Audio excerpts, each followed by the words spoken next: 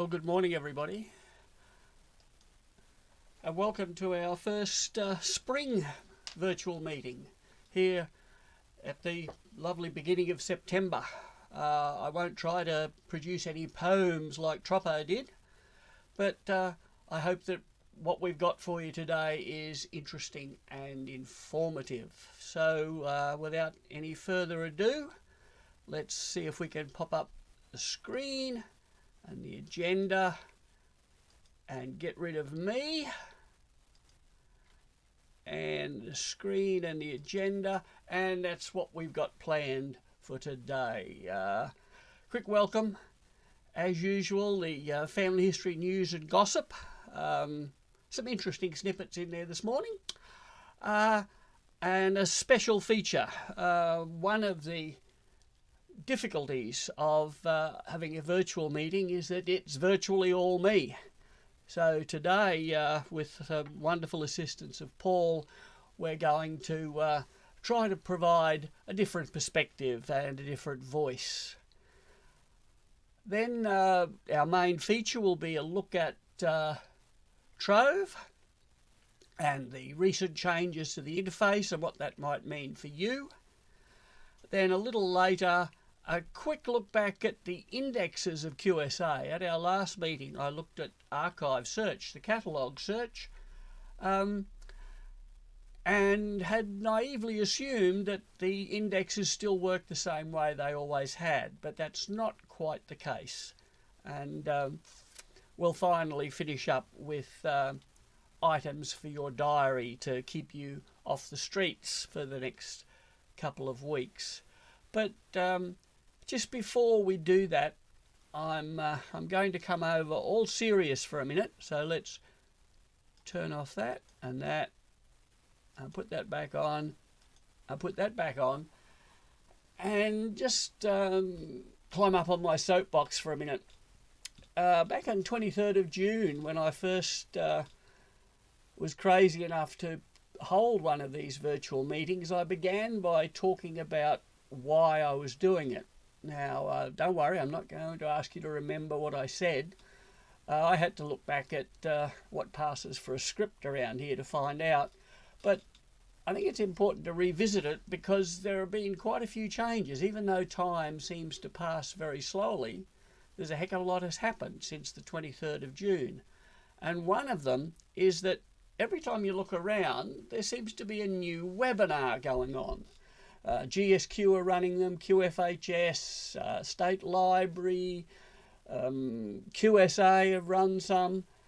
And you've got to ask yourself, in this environment, do we really need these virtual meetings? Now, I've got nothing against webinars. As a matter of fact, I delivered QSA's first webinar back in February 2018. Now, that's a couple of lifetimes ago. And there are lots of good reasons for doing webinars. At the time, they were a money raiser, and they work for raising money.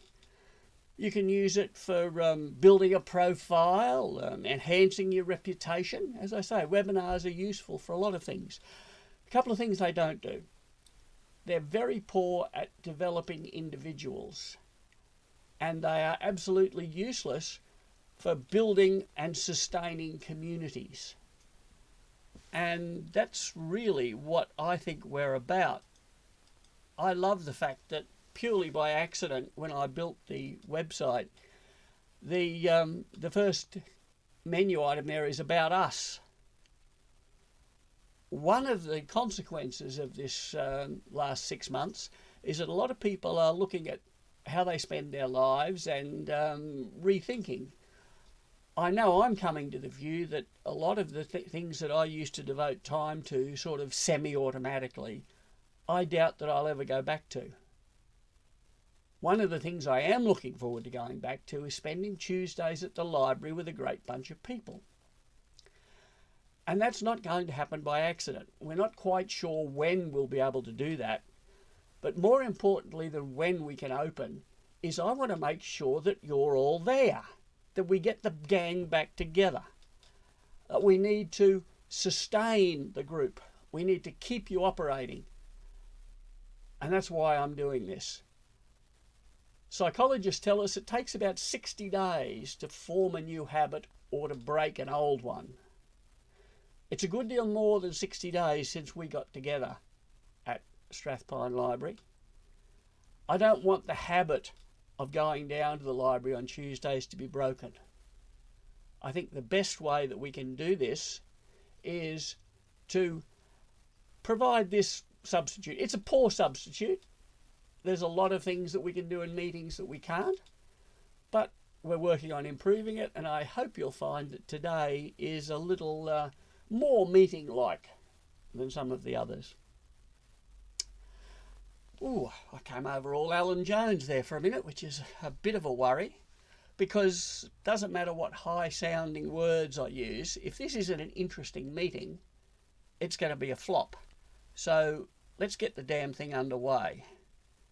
Get rid of me again, close off some of this, and pop up the news and gossip for the week. What has happened lately? Well, this is one that you'll need to act on quickly.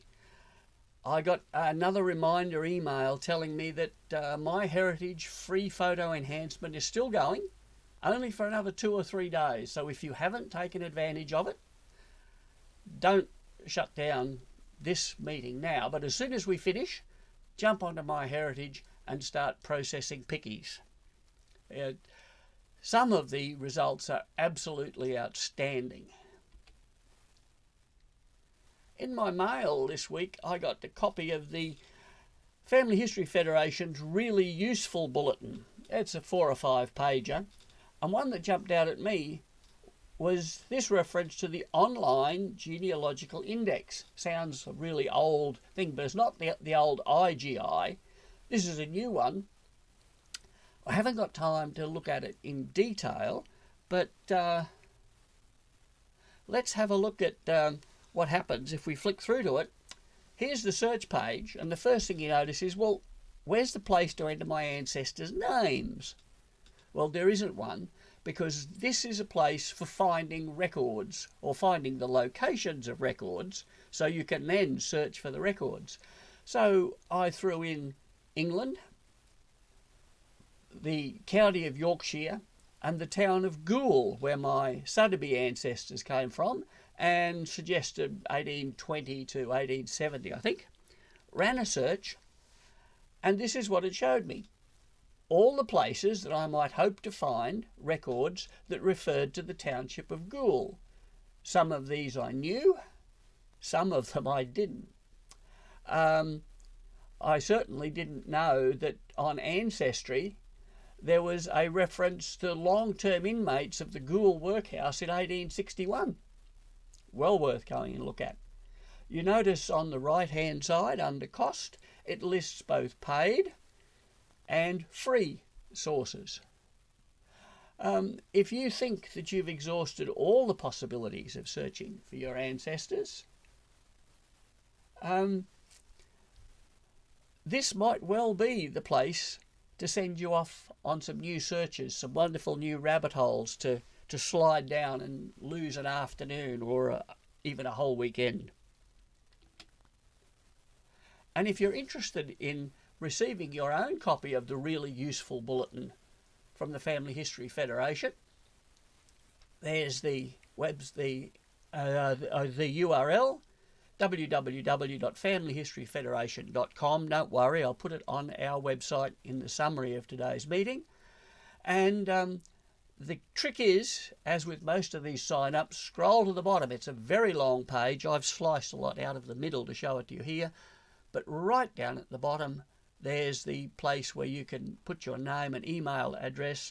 It comes about once every 6 weeks, perhaps.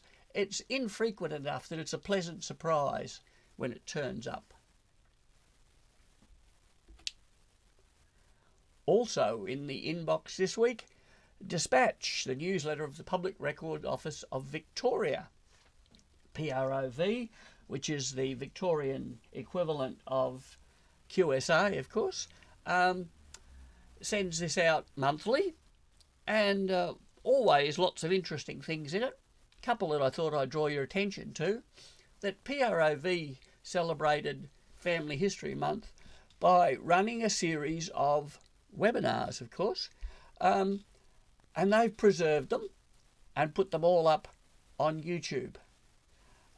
It's a horrible URL, so again, I'll post it on the website before lunch today.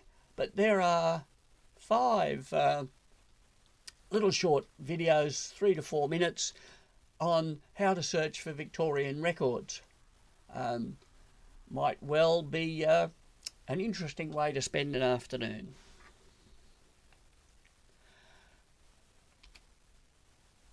Now, you know, I love old jigsaw puzzles, and PROV has got on the bandwagon and has a collection.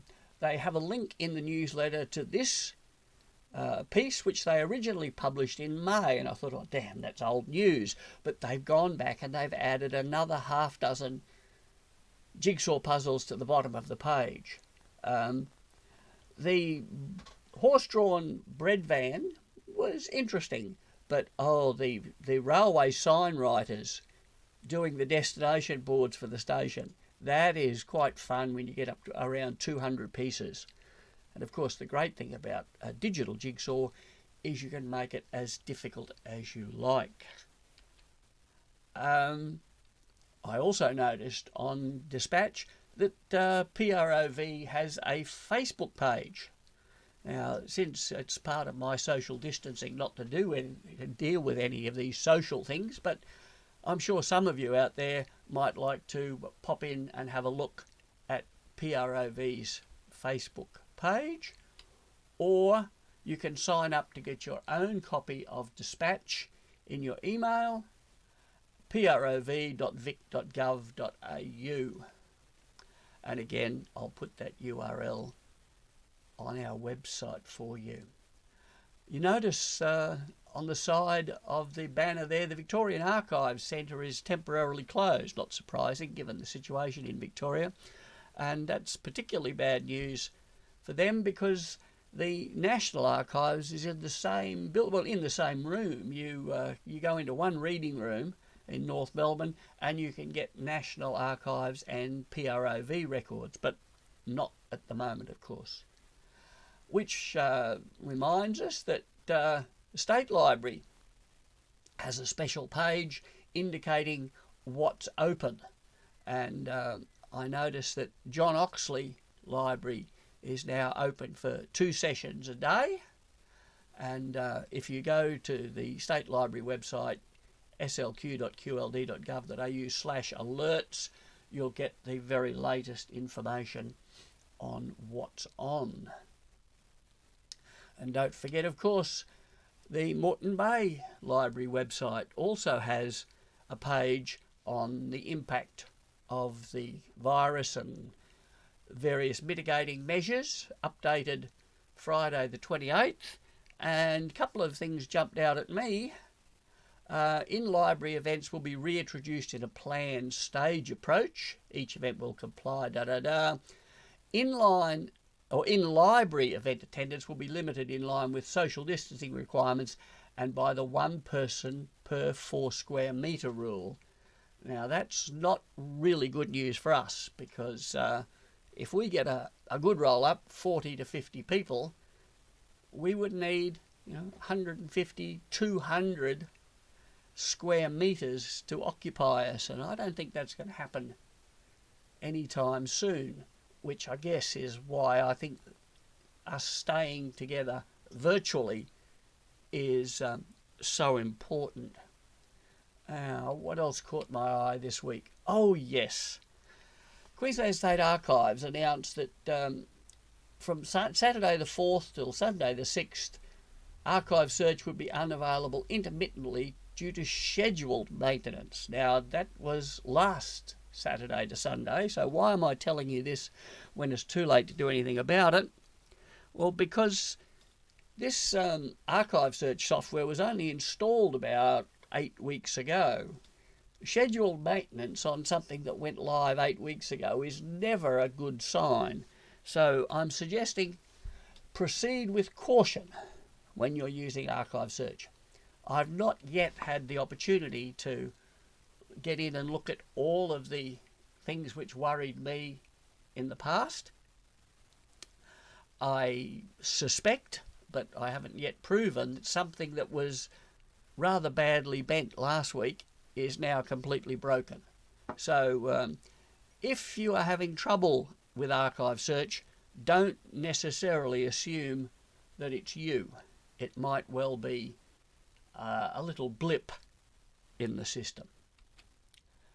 And that's about the news that caught my eye this week.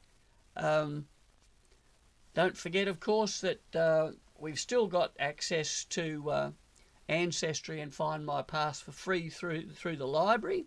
So if you do use that online genealogical index, remember, things which it says are paid might actually be free to you through the library site. Now, one of the things that I learned in doing the early virtual meetings is that there is a very good reason why commercial radio does ads. It gives the presenter a break to scratch his nose, refill his coffee cup, and generally draw breath. So we've introduced a feature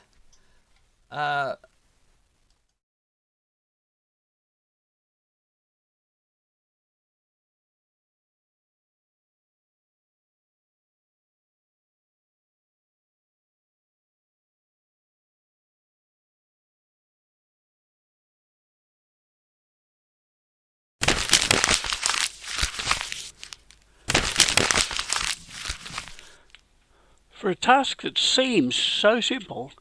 Printing an image from Ancestry is amazingly frustrating. Here we see I'm in Ancestry. I've repeated my search for the female ancestors of my wife, called Cornelia Medwell, and the top record I have here apparently shows me an image of the England and Wales National Probate Calendar. That sounds pretty interesting. Let's have a look. So I'll view the image. Shows me a page with lots of entries beginning ME. So I'll just slide the document around, and there's Cornelia Medwell of Northborough, spinster. I wouldn't be at all surprised if my wife was happy to have a look at that page. So what, you normally just hit Control P, don't you? But what you normally do in these circumstances simply does not work. What it will do is print a description of the record, not an image. So let's cancel out of there and have a look at what we really need to do. On the top right of the image viewer, there's a toolbar. The third button down shows an icon of a hammer and a spanner.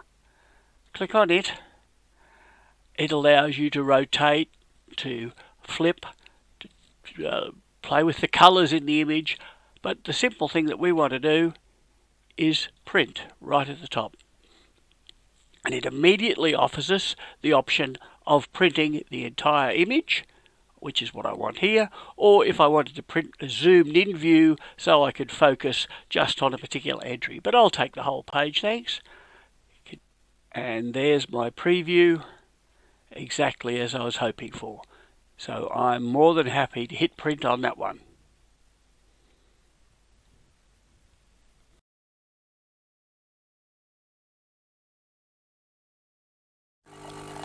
It's been quite a while, but I do know that Paul likes to get together for a chat over coffee. So that's what we're doing here this morning. Here are the two of us side by side, quite literally having a chat over coffee. Unfortunately, we've had to provide our own coffee, but here we go.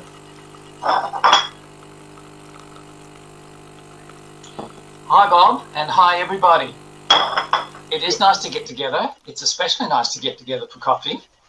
And yeah, there hasn't been enough meeting up for chats just in recent times. So it's good that we can do this today. And hopefully we'll be more face-to-face shortly. Yep. Now, Paul, I'm going to ask you in a couple of minutes to actually spell out exactly what you have done. Can you believe it's 27 weeks since we last had a meeting? It's quite amazing, isn't it? But I'll ask you to, try to condense all of your achievements in the last half year into a couple of minutes for the group. I do know that you're a man of many parts. You've got to fit in your tennis, your bike riding, your Italian lessons, learning to play music. Have you been able to fit in anything else interesting while we've been locked down?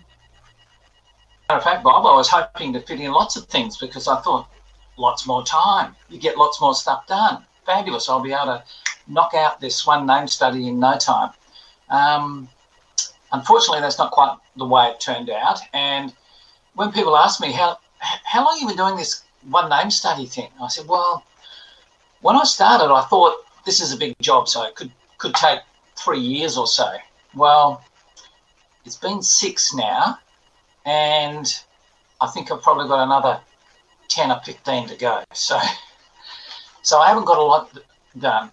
I haven't been watching Netflix, I promise. I did decide that this would be an ideal time for me to learn to touch type because that would enhance my productivity through the roof.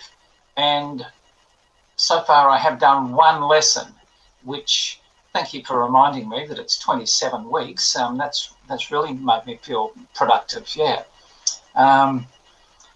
27 weeks. I'm not sure that what I have got done would qualify, is justified by the 27-week time lag. Perhaps it's just as well I'm not getting paid for this. I have started learning to play bass, which is good, and I'm really enjoying that. Tennis is back on now. I'm back at Italian intermittently. But one of the big things that I did do was I have downloaded some more data from the UK TNA, who usually charge £3.50 or about $7 for each of their digitised records. And I've been able to get more than 50 of them for free. I do like that. So that's about $350 plus that I have saved in doing that. So that's a productive use of time.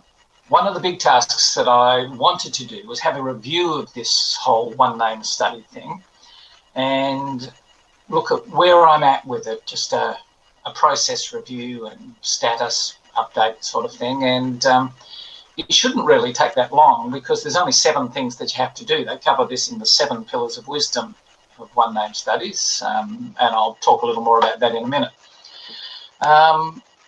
But I have been collecting data furiously. You know me, I like chasing bright, shiny objects. I have been in contact with other people, other researchers, people who contacted me through my website or through Ancestry or something and said, oh, my great-grandfather was such and such, and do you know about him or whatever? So I'm getting quite a few more of those now, which is good. That does take up a bit of time, but no, that's good. You learn more things and you can share data with people. Okay, well, that sounds like a great spot for us to end this little casual chat and to pass control over to you, Paul, so that you can give us in a little more detail how you've spent the last 6 months. So thanks very much, Paul. Over to you.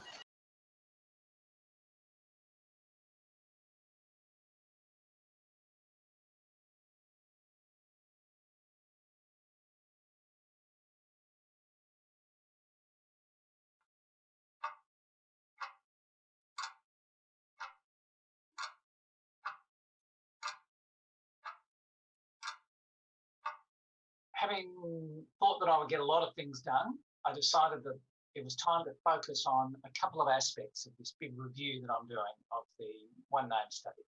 And I wanted to focus on 3 of the 7 pillars, and you can see them there on the screen.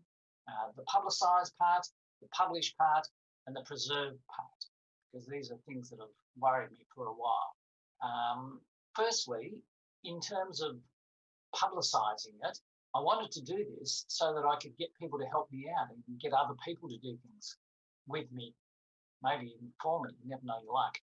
But I started a website, and it's not big, it's not fancy, but it's there, and it has attracted quite a few people to make contact with me and offer me information that they have got. We share data, we talk about things, and some of these people are actually related and some are not. And I realised afterwards, well, another way of doing this might be to start a Facebook group. So I started a Facebook group, and again, some people see that, some people don't see that, some people respond, some people don't respond, but it's another way of me getting information out there that people can look at, and hopefully it triggers something in them that makes them contact me. Limited success. But the downside with both the website and the Facebook group, and there is a blog which is a subset of the website, downside with all of those is that they depend on my capacity to write things. It only works if I write stuff and publish it. And, well, it's fair to say that I haven't been as diligent in that respect as I could have. And it all takes time, and it's not as exciting as the looking at the bright, shiny objects part of the study. So there's a limited amount of stuff that I put out there. And so I realised that what I really needed was something extra.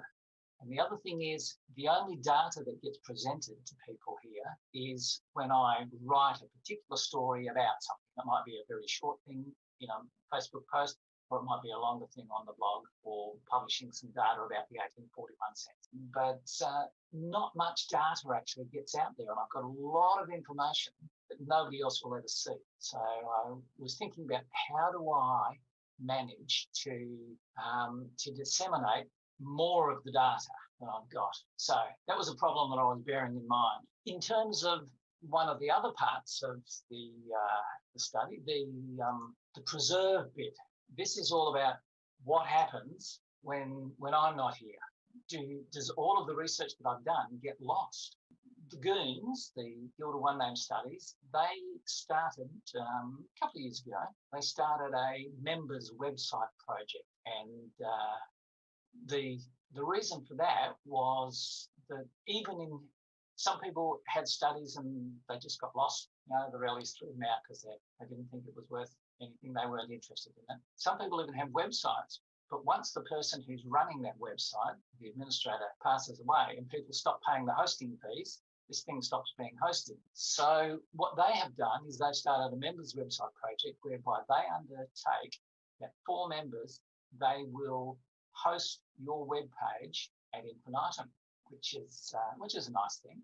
So I thought, after not doing anything for a couple of years, we actually had a Zoom guild members meeting for Australia and New Zealand during this little COVID episode. And I decided maybe I should do that. Maybe I should get into that. So I have started that. And if I just, so that's my website. There is now an identical website to this, which is preserved on the Guild members website project. So that will run even after me. So that's part of the preservation stuff. But again, it's only preserving some of the information, not preserving all of it. So what I was thinking about how I go that, and I thought, I've got this big database in Legacy and all of these files on my computer. How do I get them out there? And I had heard previously about a software program called TNG, the Next Generation. And what it does is it takes your database, like Legacy, or in actual fact a TNG database preferably, and it will publish it as a web page.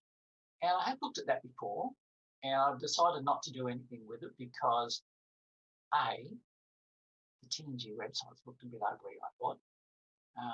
Not that mine's anything flash, but the TNG websites looked a bit ugly.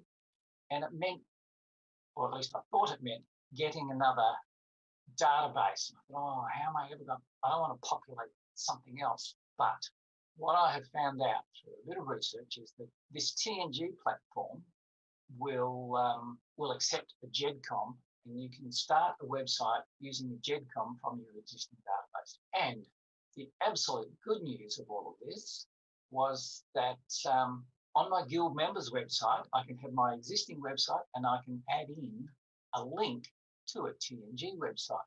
And so I purchased a license and worked with a very, very helpful person from the guild as to how we set this up. And it creates a website. This is a demo website of and as you can see, you have a website and then they have a search bar that goes along here. And you can look for things. You can search for things. You can look at photos, documents, headstones, etc. There's information about different aspects. Really nice presentation of information, even if you don't like the layout. And you can see here that there is a list of photos. These are all attached to a particular person. You hover over them, that comes up. You can select them, you can do lots of things with them, change the comments which are beside them. You can look at headstones. Just by going to this thing here, you drop down, select something else, it comes up with it. So they have headstones and things like this. It's not so clear, but virtually all of your information can be presented. And if you go the second step and add all of the media items, then all of the photos, documents, etc. Let's say if we search here. Okay, so you can publish an image of the census. So all of that stuff was quite attractive to me to be able to do that. So I thought, well, I'll give that a go. And I looked at some of the other guild members and their websites, and they had, this is one which is purely the TNG thing. They don't have their own website standalone, but it's got the same thing. It's got these records. This one has happened to be land records, and you hover over them and it shows you the particular item for it. This next one is a guy from the guild, and he already had his own website, and this is his website, but hosted by the one named guild with this extra menu in here. And from that menu, you can find people's search by surname, first name, families, places, dates, etc., etc. All of those things will a nice search facility. And then this is all of the media, the photos, the documents, the headstones, all sorts of different things that you can put in there. And you can vary which items you're going to select. And I like the layout of this more, but if you go to this page, this looks more of the TNG layout. So this is something that I would like to model my my website on, to just the layout and the cleanliness and lack of clutter, etc. And so hopefully we'll be able to go to things and look at his documents or photos, etc., and see something similar on mine. I haven't got a long way on this.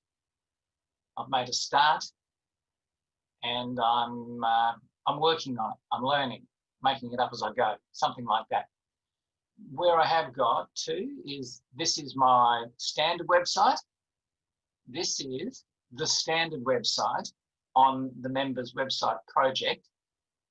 And there is now a new, just in here, a new menu item called the TNG Database.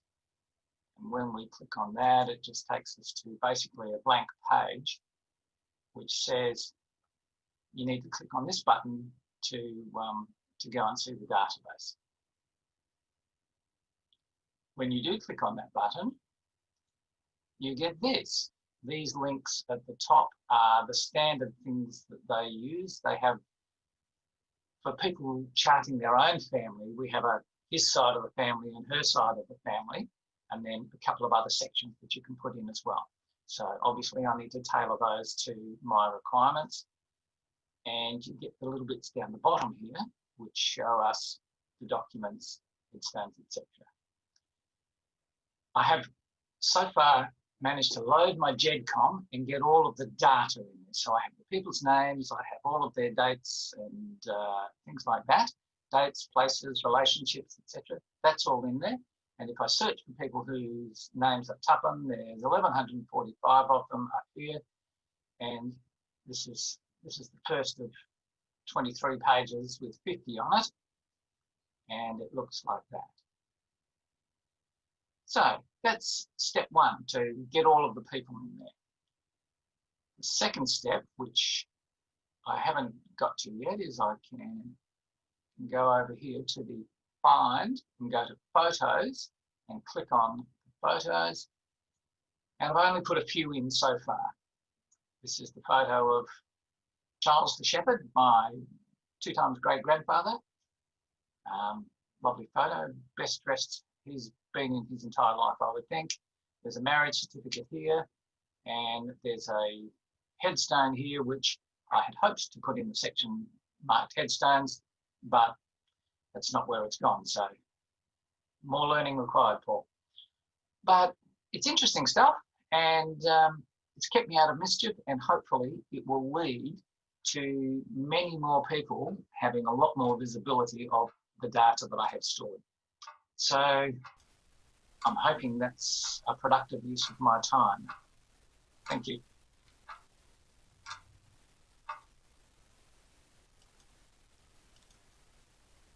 Thank you, Paul. I want to particularly thank Paul for the fact that 12 minutes of approximately effortless work there took about 5 days out of Paul's life in the last couple of weeks, and I no doubt contributed to some of his follicles turning grey, even though we can't tell. But it was a fabulous presentation, thanks Paul, and well worth the effort. Now, I probably should have said this before I told you how difficult I made it for Paul, but if anybody else would like to contribute to a virtual meeting, I think we've covered almost all of the things that don't work, and we're now getting pretty good at things that do. So if you would like to be part of a future meeting, drop me an email and we'll see if we can work out how to make that happen.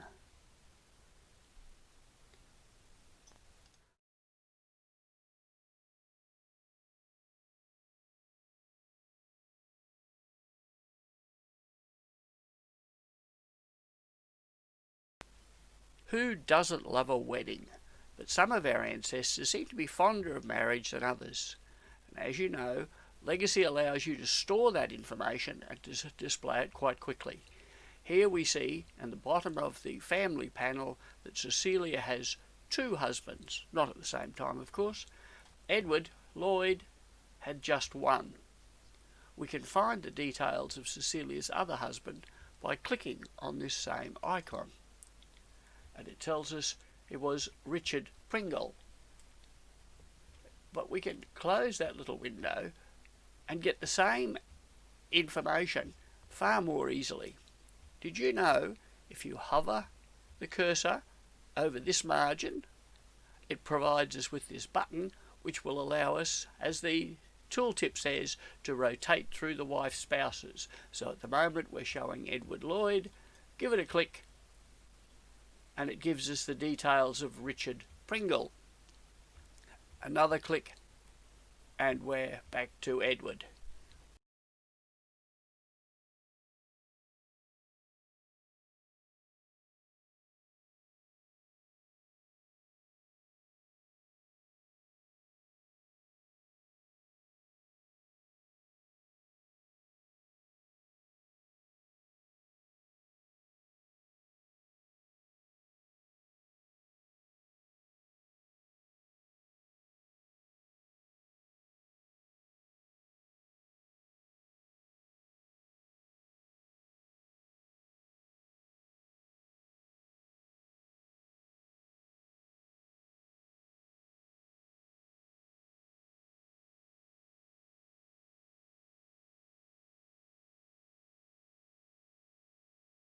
And we pop that up there.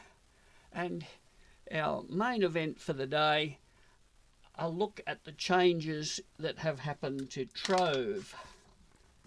As you're probably aware, back in February, the National Library announced that Trove was going to be given a facelift.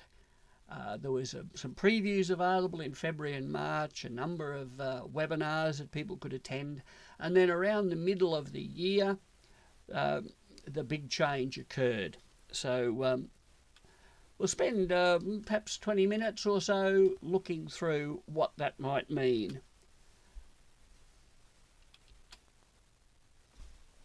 And the first thing, of course, what's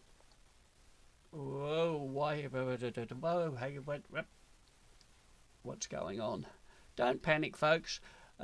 We've just had another instance where Bob is changing the slide on his screen and you're not seeing it. So let's just very quickly go back in here and select that. Aha, that looks better. Trove has a new logo, let's see if we can change. Oh dear, this is not good. This is not good. Hang on. Did I get a preview? Enable the preview. Preview is currently disabled. Enable it. Right.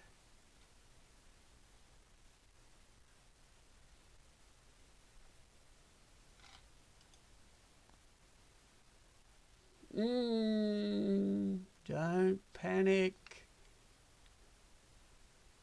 Let's delete that. Your screen will probably go black. It is intentional. Windows capture. Delete. Yes. Add a new screen. Windows capture. Okay. That one, yes please.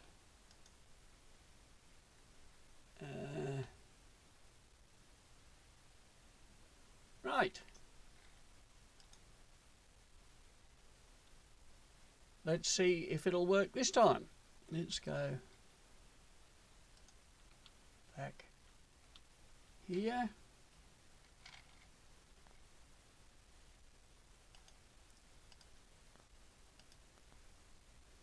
No, it's still not changing. Oh my goodness. Hold on. We'll try plan C. See, you would never get this on a slickly produced webinar, would you?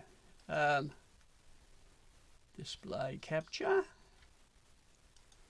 Okay. That one there. Yep.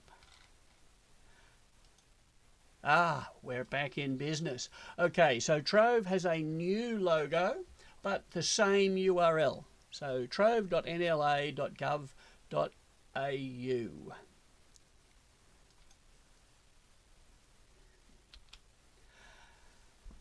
And the most obvious change when you start it up is that every time you open Trove, you will be given this screen which advises you that the website can provide cultural advice, particularly to members of Aboriginal and Torres Strait Islander peoples, and you need to specify whether you want to see this cultural advice. And I regard it as unfortunate. You have to do it every time you start it up, because it appears before the login. This will be seen on the top of the page, and you notice in the top right corner there's an option to log in. As before, you don't need to have an account on Trove. You can operate without it, but a number of the things I'm going to show you today require you to have one, and really I think the advantages are enormous. So I would always log in using my username and password, and once you've done that, your username appears up on the top there, and you can go back to the start. This time, of course, because you've already indicated you don't want cultural advice, it's not there. The search box is in the middle of the big purple rectangle. So while I was preparing this talk, I was also looking at how we might do something about our pioneering settlers. So I made my search for John Todd, in quotes, indicating I wanted those words close together, and Launton, because that's where John lived, or at least that's what the place that he lived is now called. And having entered that there, the big green magnifying glass doesn't indicate that it will zoom and make things bigger. It's an Inspector Gadget magnifying glass for searching. And when you click on it, this is the new results page. And there's the striking thing about the new look of Trove is it's white. It's very white. There's a lot of white space. And I understand the designers are very proud of that. They don't think it's a problem. It's a feature. So the rest of us will learn to live with it. You notice it tells me that there are 109 total references. If I see if I can get my magic red pointer here. 109 total results in newspapers and gazettes. It's showing me 3 of them, so obviously I'll need to scroll down, and the other 106 remain hidden, because by default Trove will only show you 3 results, even though all these other categories have no results in them. It uses a whole screen to tell me that. So usually you will want something different. So what we can do is just back up a moment and go back to where I entered my search terms, and instead of going straight to the green magnifier, drop down the little menu called All Categories, and underneath it you'll see a list of the categories in which Trove stores information. I'm interested in searching newspapers and gazettes, so select that, click, and I now am shown all 109 results. The quick giveaway, oh no, well, let's go back. Yes, I wanted to back up. An alternative, if I'm looking at the 3 results there, is up above the search bar, the categories are also listed. I can select newspapers and gazettes, and that's all that I will see. Or, there's many ways of skinning this particular cat. We can go back, and here we're looking at our 3 results, and notice under the green magnifier there's a thing called Advanced Search. Click on it, and it pops down the same set of categories that we saw in the search bar. Click on newspapers and gazettes, and it seems to have opened up Advanced Search. Well, it has opened up Advanced Search, but scroll down and you'll see that all 109 results in newspapers and gazettes are underneath. Scroll back up to the top, locate Hide Advanced Search or Simple Search, click on one of those, and we've got our 109 results. So by default, Trove shows you only 3. You'll need to use one of those hacks, tweaks, to get to see a full list as you are accustomed to. I don't think it's a problem that there are all those different ways of doing it, because some of them I think, oh, that makes sense, and others I say, oh, that's a stupid way of doing it. And I'm sure that there are other users who have exactly the opposite opinion to me.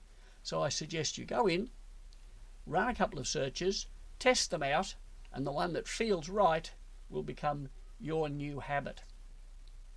But however you get there, you'll come to a page which has these 2 features. Now, if you don't see the big box down the right hand side called Refine Your Results, you're only part way in. You're still looking at the headlines only, top 3 type thing.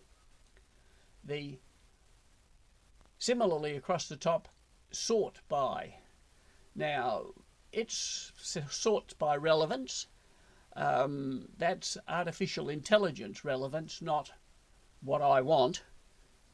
I find that my particular computer has a major problem. It does what I tell it rather than what I want it to do, and Trove seems to suffer from the same difficulty. So you might need to think about, well, relevance. Is it relevant? My personal preference is to drop that down where the options are sort by time. I generally go for earliest first, the first reference in the database. I know others like to work from the latest result, usually 1955, and go backwards. Personal preference, but set it the way you would like. So here, I've set it to earliest first, but there's only 82 results showing. Why is that? Because I also made a choice over here.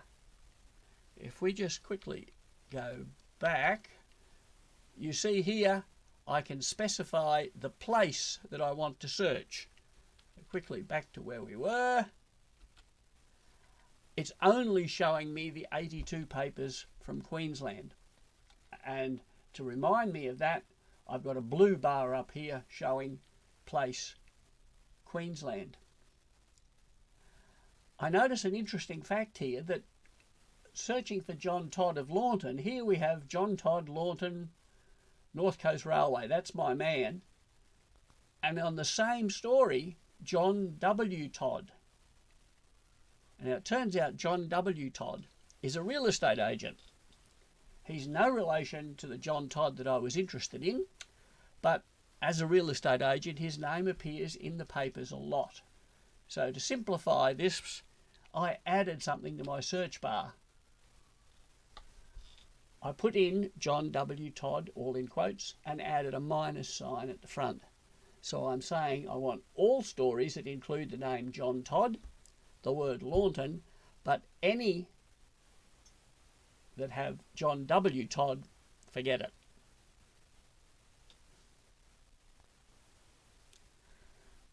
Now, there are some other features that I can do here. You probably remember under Old Trove, these were on the left-hand margin.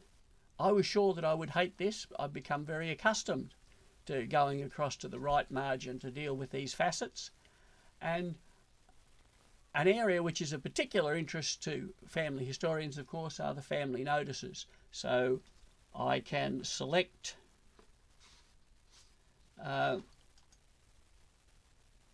no, I can't. Oh, that's taking out all the John W. Todds first. 29 total results now. Now I can select family notices, and I get a second bar at the top here. Place, Queensland, category family notices. And I only have 10 total results. I've got that down to a reasonably manageable number. Slide 25. It's time to select one of those. So let's click on one and we go through to the display page. Now this is the area which has changed least in the new look Trove. One of the things that puzzled me was this odd line break over here. And I thought, oh, is that different? No, it's not. It's simply because of the way I have my screen set up. If you do get that, you can just grab this bar here and drag it across and it will fit nicely.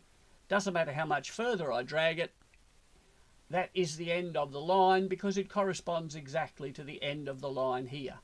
By the Reverend full stop, by the Reverend full stop. So that just cleans it up.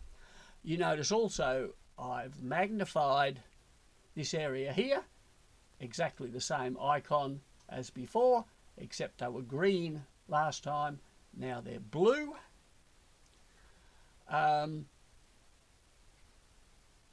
This is a familiar button or a familiar icon. It shows the whole page and the orange square on it is showing the section of the page that I'm looking at.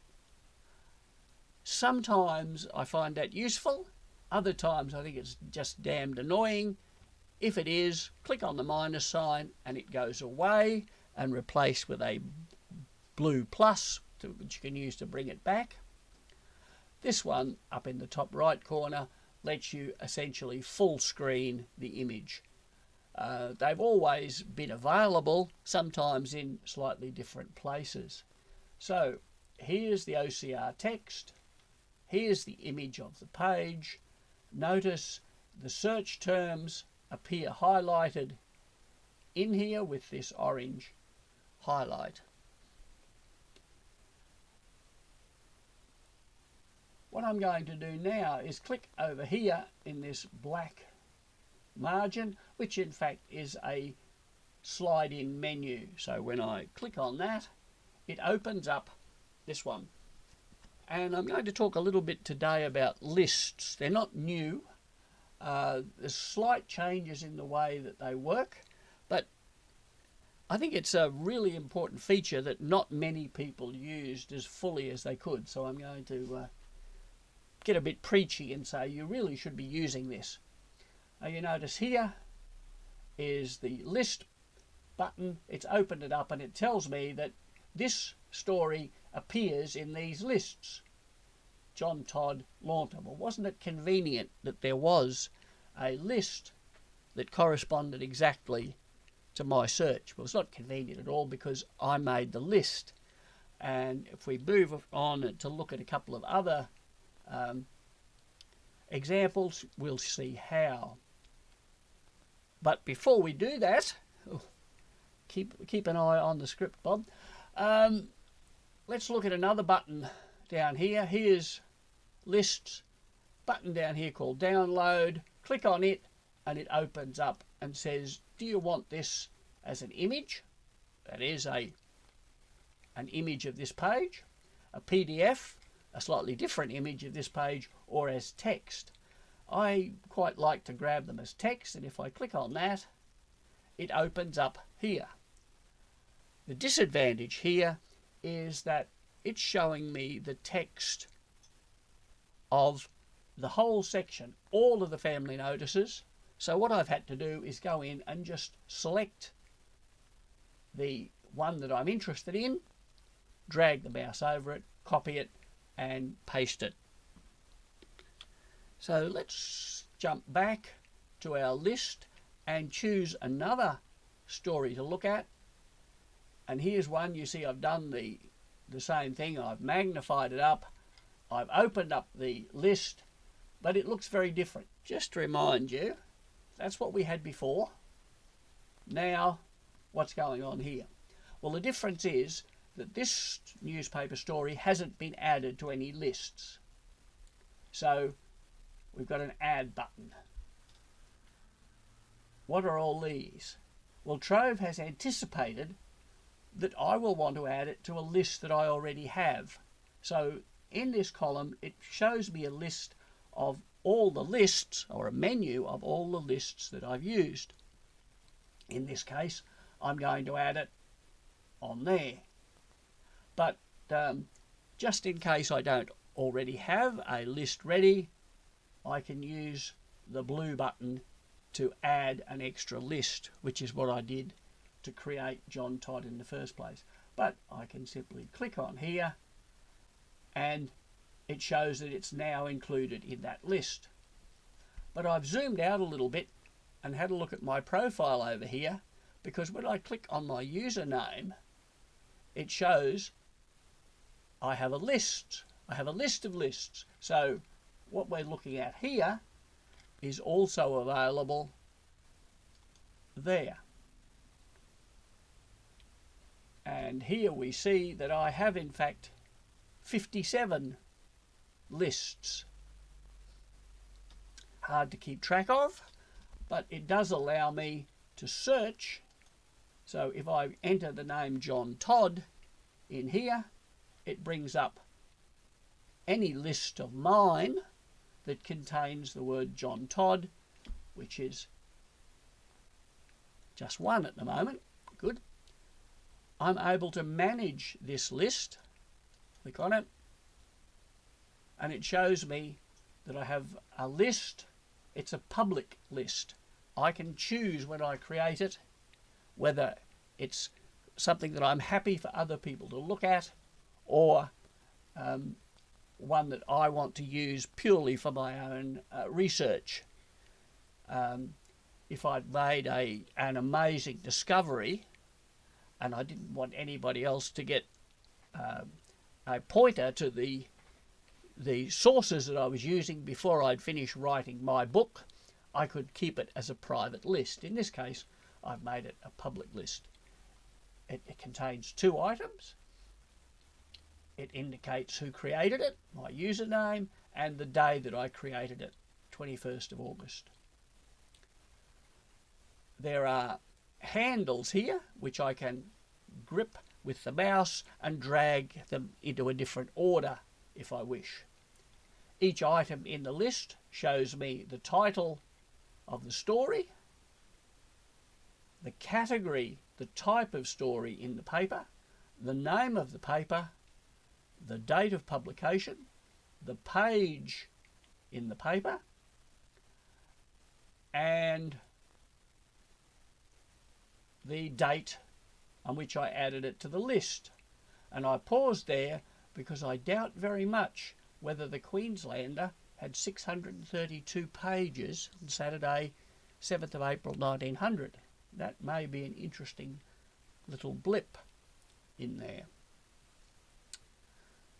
Couple of things that I can do. I can download this list if I wish to. I can remove any item from the list with the rubbish bin, but I can also add a list item note. Now here, because both of these items that I've added to the list came from family notices, that's the heading. So I've got no idea which event these notices referred to. So if I edit this one, you can see I've added a note. This is the death from illness of a grandson of John Todd during military training, which would tidy up the fact that, in fact, this family notice occurs after the death of John that I was interested in.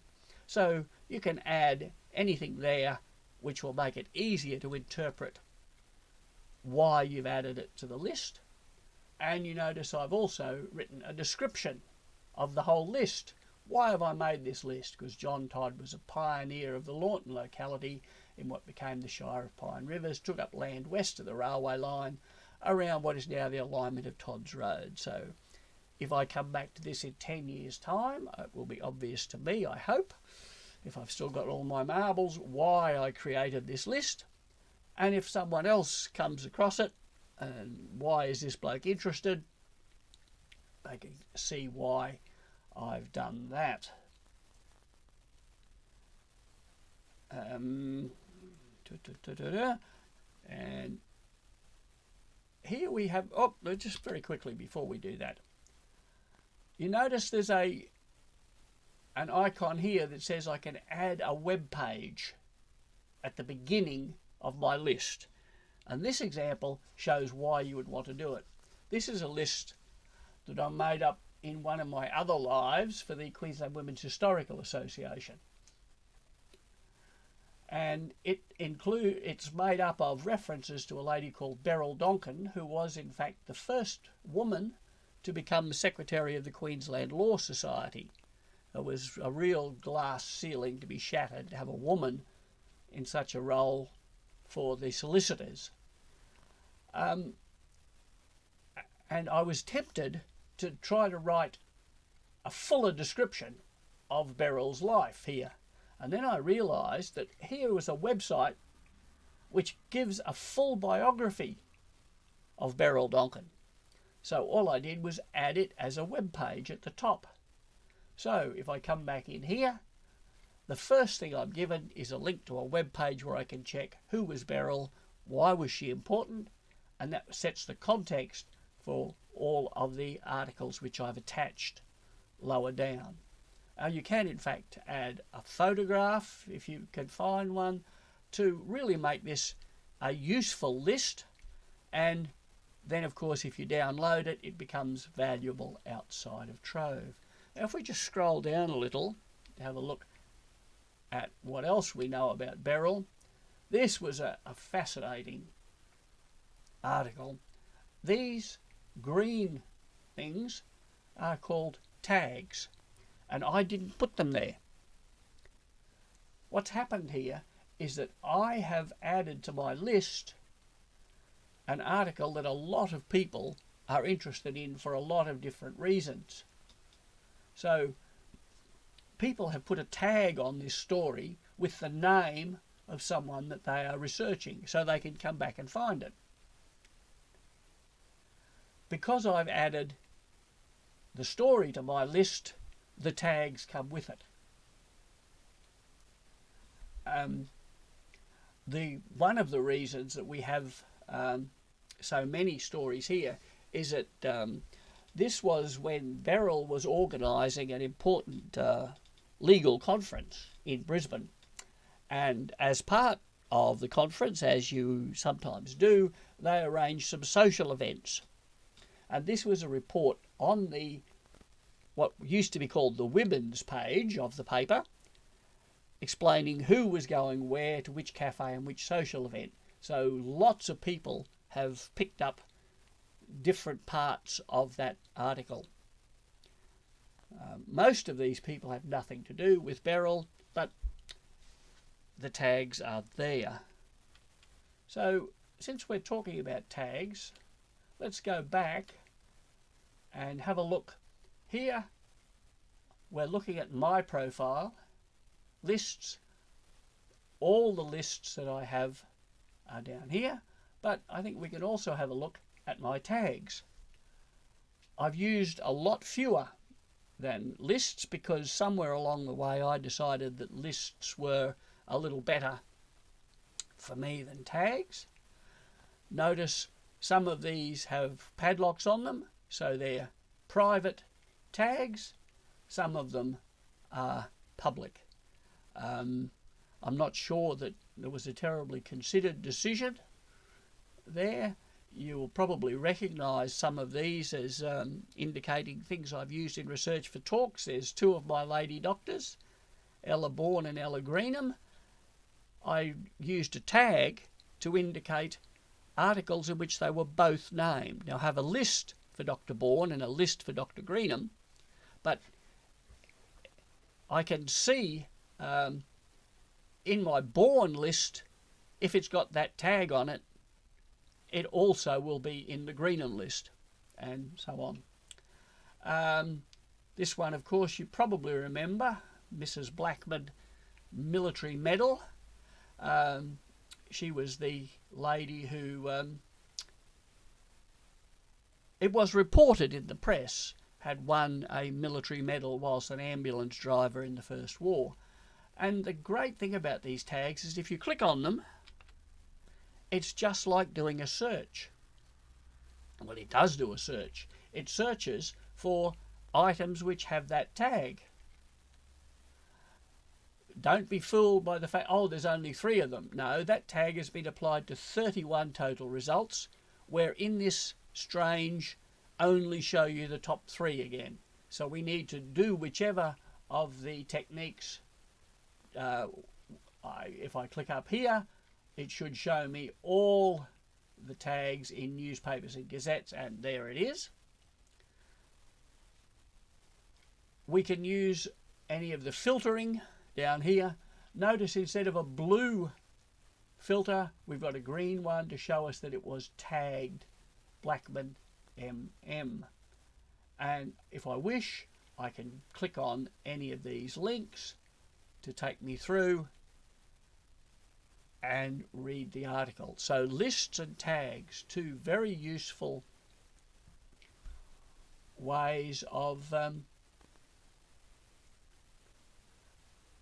highlighting items in Trove in which you're interested. And you notice here that was the list menu, and here we have a luggage tag shape, and it's one tag has been applied to this.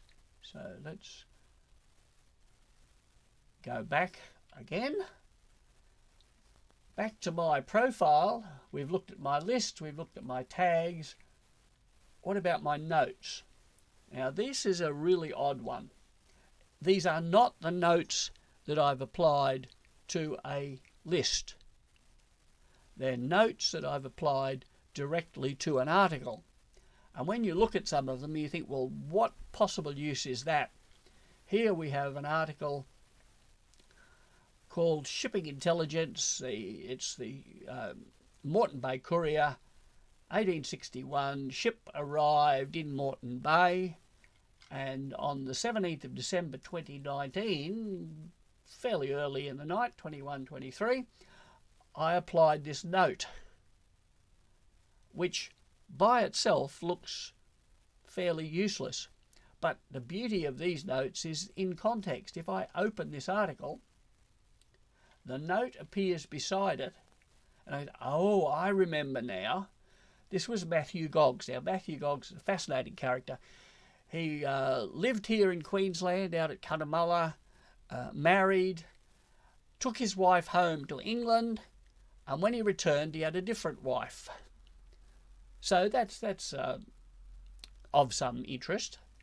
But why I'm interested here is that before he left, Matthew passed managership of his business interests over to a man named Coley.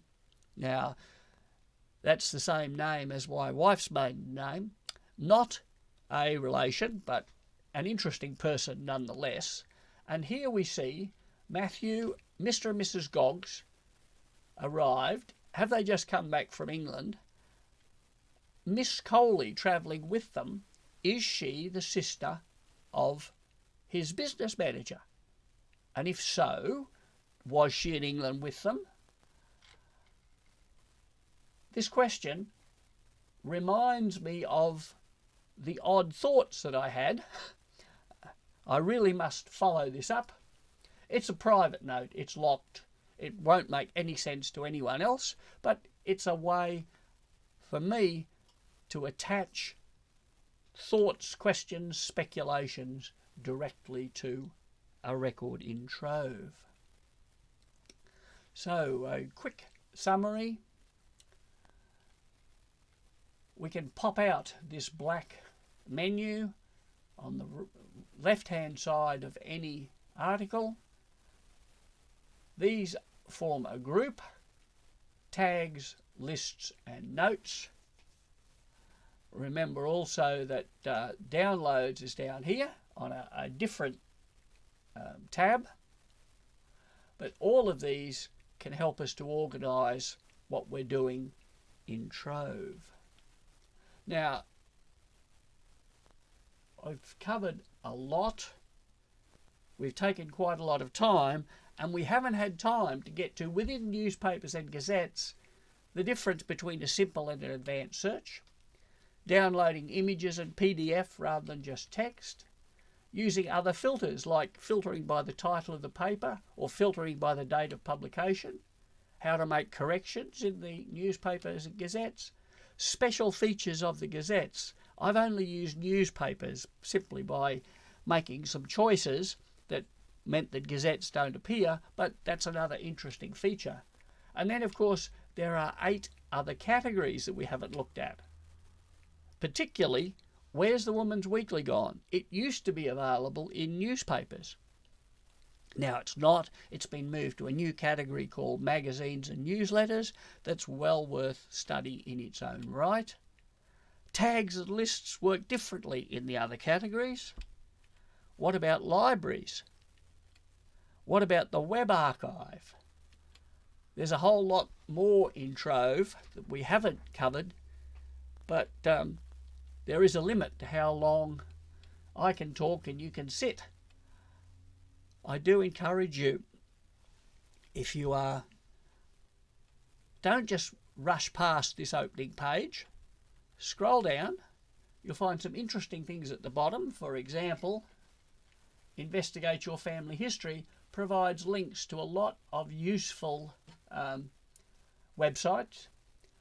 But one of the reasons that they made the change was they wanted to be able to provide interesting snippets that would attract attention. Now, unfortunately, this one's way down the bottom of the page, but it really is an interesting thing, mystery object.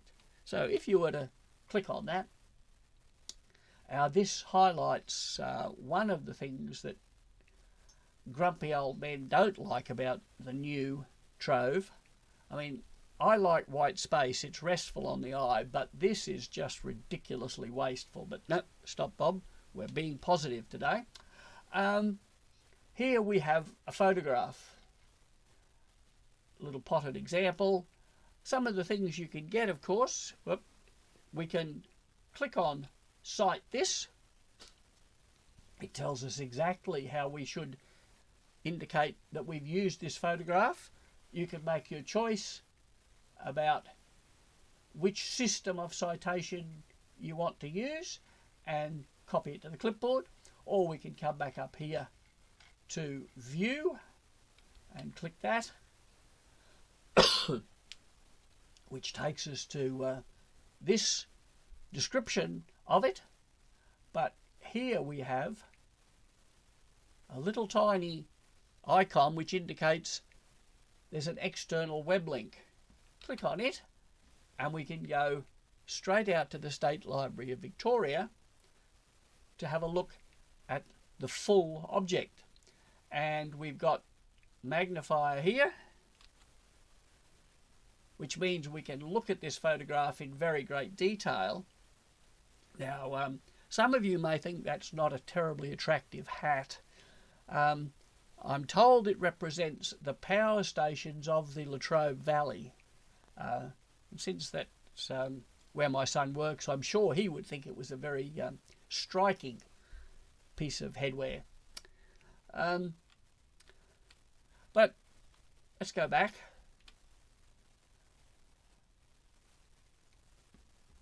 Further down on that description page, we have these, and yes, they are tags, even though they're green or white background with green text rather than green with white. I told you the tags are a little different elsewhere, but we can still do the same things with them.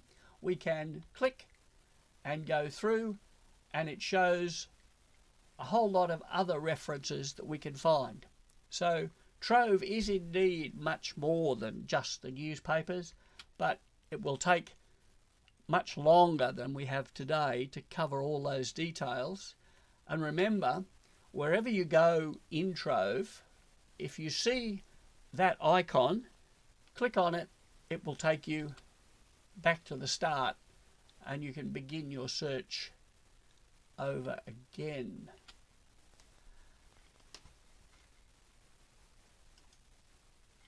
So I'm going to need, we'll close that out of there, and there's the chat. Citations in Trove is a topic for another talk, says John. It is indeed. That's a big talk, that one. No chance we can do all of that. Well,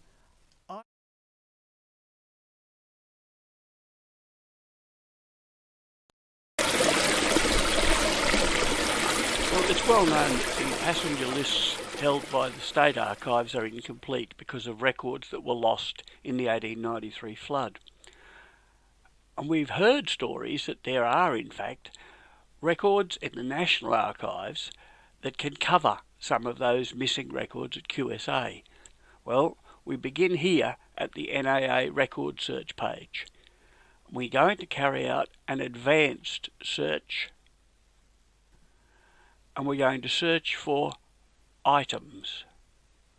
We need to enter 3 pieces of information. The first is the series number. Series J715 contains all the records that relate to inward shipping into Brisbane. Those which have been transferred from microfilm rolls have a control symbol that begins ROLL followed by a number. Since we don't know which number we want, we'll use the asterisk as a wildcard.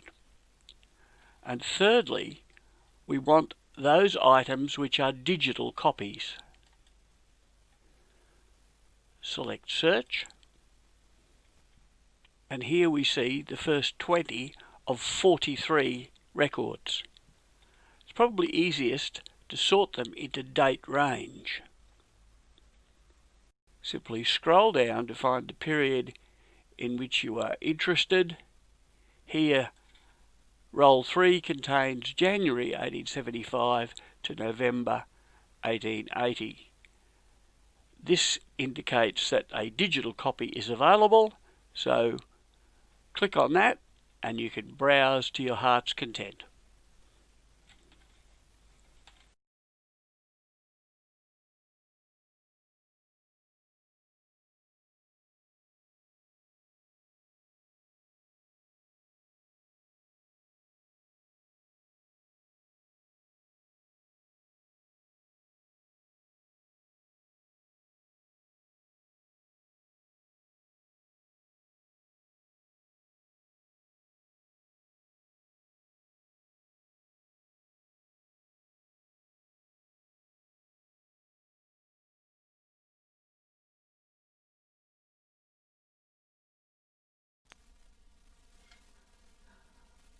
I apologise for the dead air there, folks.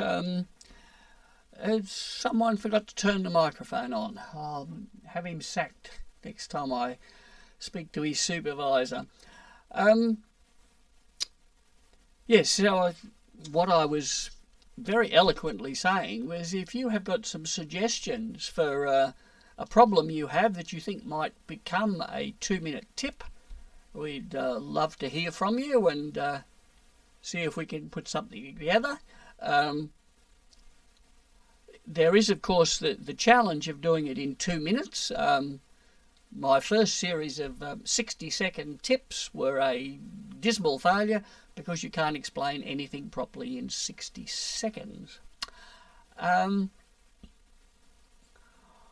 What we're going to do now bears upon that last tip, because if we pop that up there, and it's not going to start. Good, I don't want it to start just yet. At the last virtual meeting, I looked at archive search and didn't mention searching the indexes because I thought that they were separate issues. It turns out they're not, so let's have a quick revisit of the immigration indexes.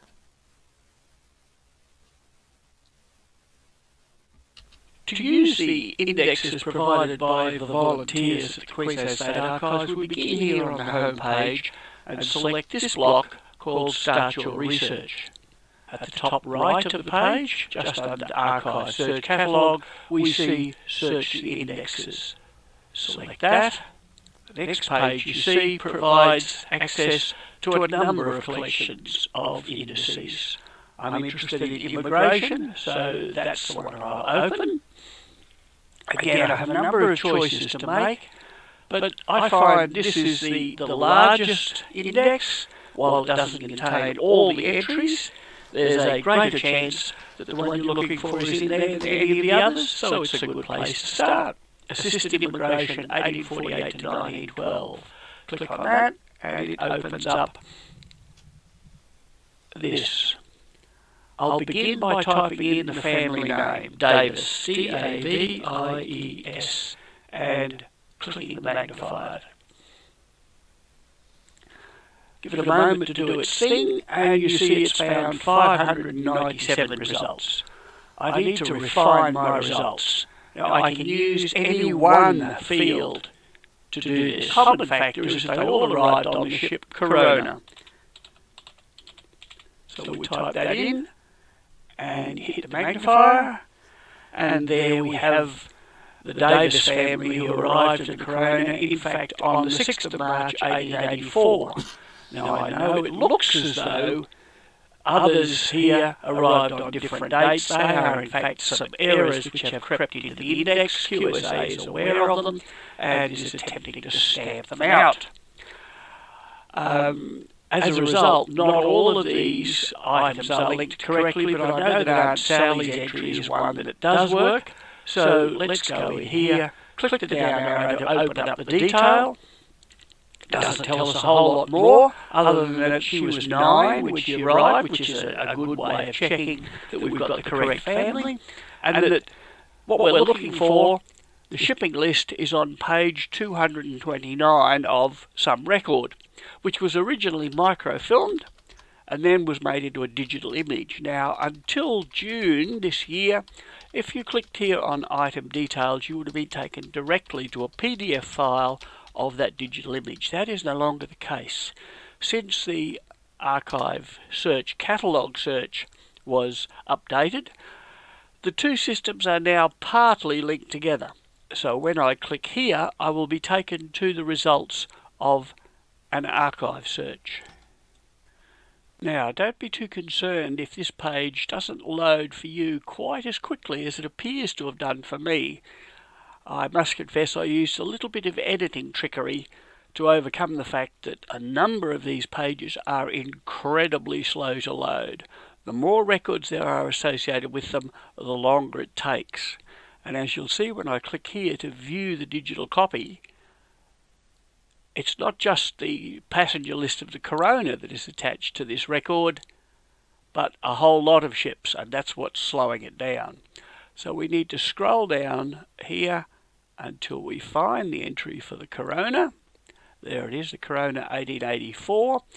And it did say that I could view the digital file, but that's not going to happen immediately. When I click here, it is in fact going to download onto my computer, and I will then need to open it in order to view it. And here we see the passenger list for the voyage of the Corona in 1884. You see this is page 228, and the index told us that Sarah's entry would be on page 229, so we'll scroll down one page, and there we see the Davis family. My great-grandmother Jane. So there we have found the passenger list for the Davises arriving on the Corona.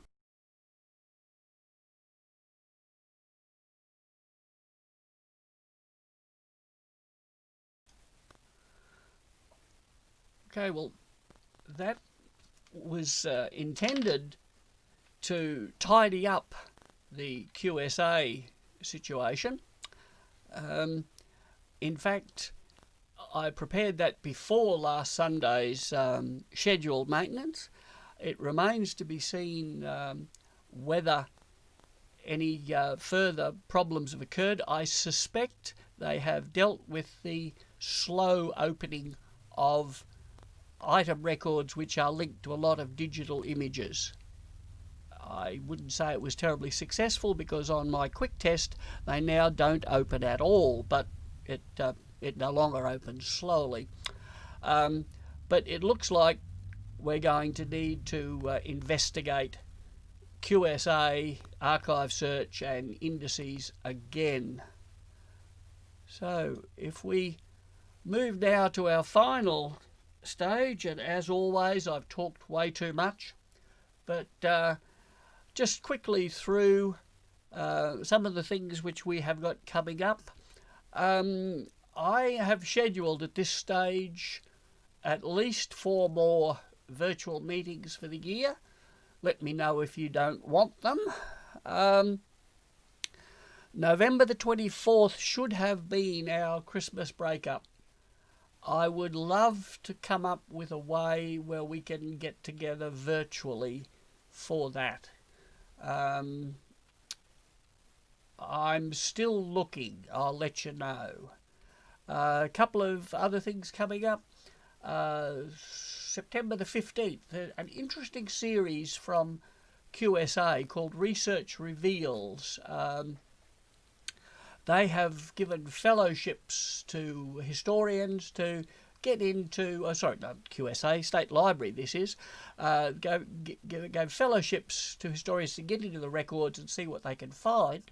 And on September the 15th, Matthew Vengert, author of the book on the influenza pandemic that I believe was talked about yesterday on the webinar, he's going to present on a visual history of Queensland's government printing office. He's gone through all the photos in the State Library. Should be fascinating one to look at.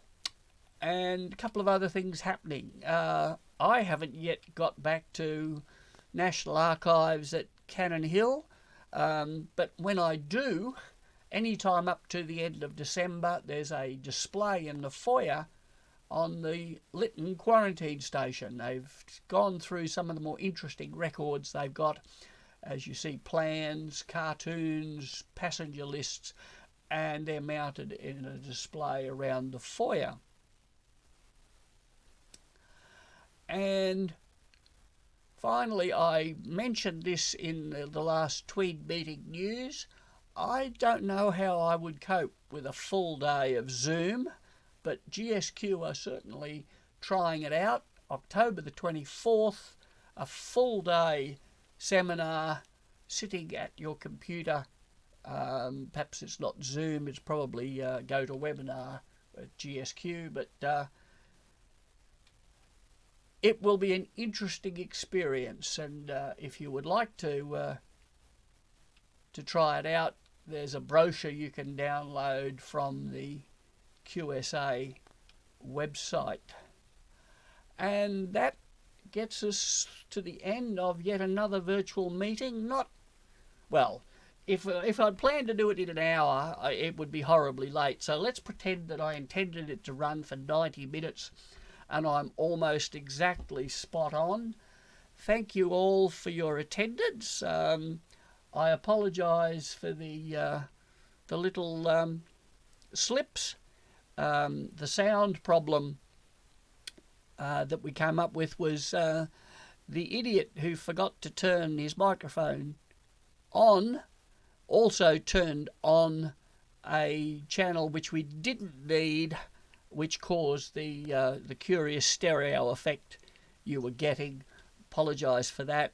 And I think I now know what the technique for doing the long presentations correctly is. So we're constantly learning, and I reckon if this pandemic problem lasted about 10 years, I'd be damn good at this by the end. Certainly hope that I don't get that good. Hope that we're back at Strathpine soon, and in any case, I look forward to seeing you one way or another.